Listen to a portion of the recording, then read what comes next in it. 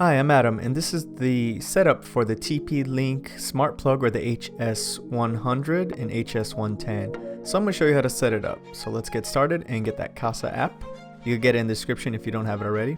As you can see, I'm plugging in the smart plug right in. You could wait to do it later as the app will instruct you. This is how it would look when it's trying to connect. It will show amber and green light. Press the plus button on the top. You press add the device and look for your device that you are trying to add. As you can tell, it's just telling you to plug it in. I just did it ahead of time.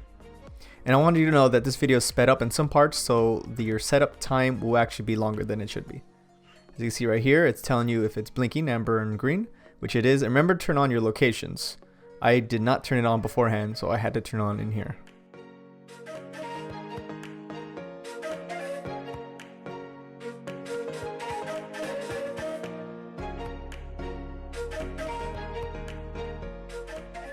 Alright, now it's going to get to the point where it wants you to pick your network. Remember to pick a 2.4 gigahertz network. Put in your password.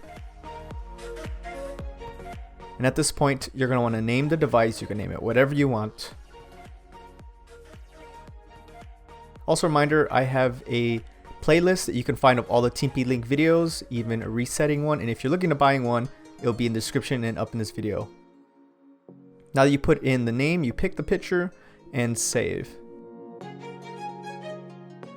And basically you're done. It's connected to your network. You could turn off locations if you want now, and it will now appear on this list. And you can see you can now control it on and off with the remote feature also, so you could use it away from home. Thank you for watching. Please consider to check out my other TP Link videos. It may help you if you're having any problems or how it would be against the Wemo Mini. Check out the videos in the description below.